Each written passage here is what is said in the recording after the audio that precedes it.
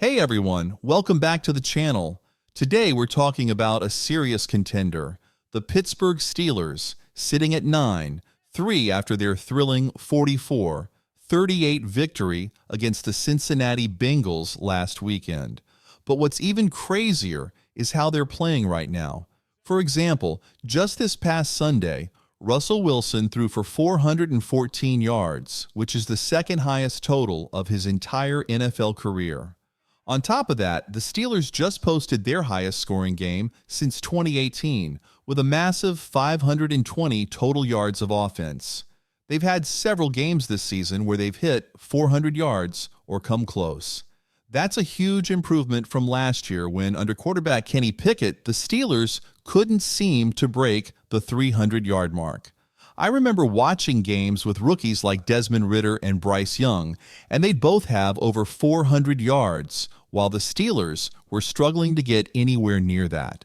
But this year, the Steelers are showing a whole new level. They have a much higher ceiling than we've seen in a long time.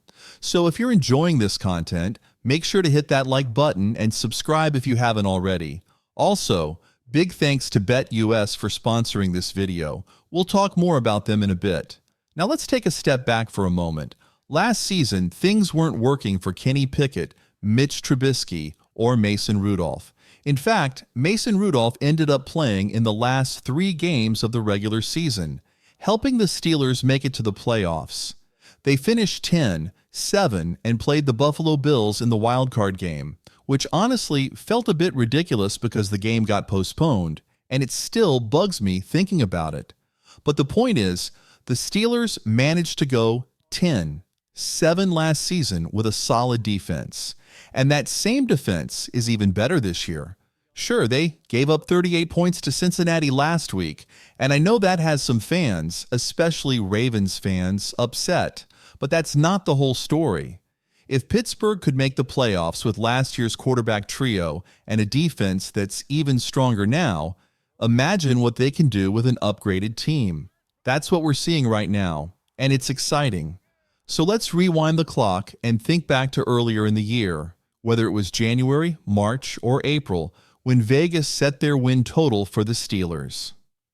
You know how the NFL does those win predictions for every team? Well, Vegas had the Steelers set at 8.5 wins this season.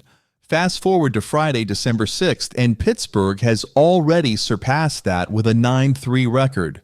So much for what Vegas and the NFL media predicted. Russell Wilson is having an incredible season, one of the best of his career. It almost feels like we're back in 2016. And that's raising the Steelers' ceiling to new heights. With the playoffs right around the corner, it's clear this team is for real. Sure, people want to see the Steelers beat a top team, and they've got 2 huge matchups ahead, Philadelphia and Kansas City. But if there's one thing we know, especially after that impressive win against Baltimore a couple of weeks ago, it's that Mike Tomlin and the Steelers always show up when they face the league's best. I believe they'll at least split those games, and whether you like it or not, the 9-3 Steelers should definitely be in the Super Bowl conversation. Maybe not your favorite since it's hard to bet against Kansas City right now, but if you've been watching Chiefs games this season, it's clear they're not the best team in the NFL.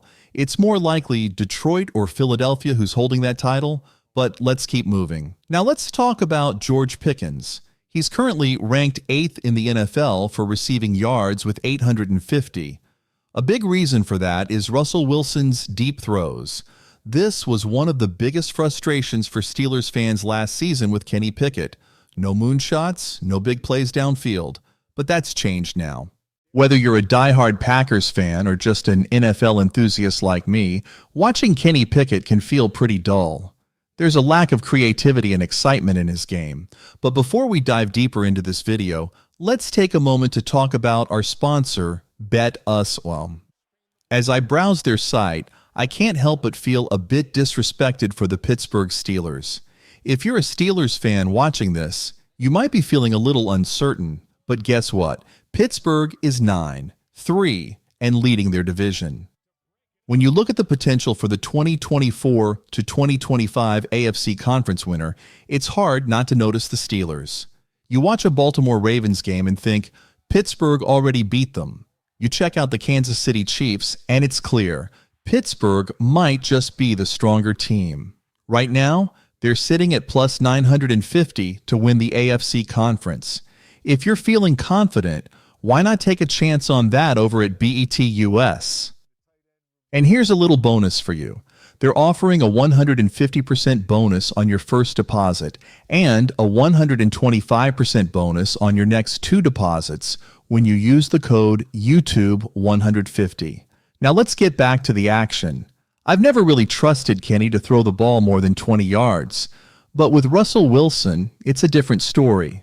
He's the highest-rated quarterback for throws of 15 yards or more this season, scoring an impressive 97.4. Plus, he's 5'1" as a starter with only 3 interceptions and 10 passing touchdowns. That's a solid touchdown-to-interception ratio, just like he had last season with Denver, which often went unnoticed. Now let's talk about his recent game against Cincinnati. Sure, people might say, oh, it's just the Bengals defense, but let's be real. The Chargers barely squeaked by them, and the Ravens won by just 1 point. This was a divisional game with a playoff-like atmosphere. In that game, Russell Wilson completed 6 out of 7 passes for 164 yards, 2 touchdowns, and 0 interceptions on throws of 15 yards or more. And about that 1 interception, it was a clear foul on George Pickens that the refs didn't call. But Pickens bounced back, and so did the Steelers, scoring a touchdown on the next drive. Right now, Russell is averaging the most yards per attempt in the league at 8.7. And here's the kicker. He just turned 36 years old.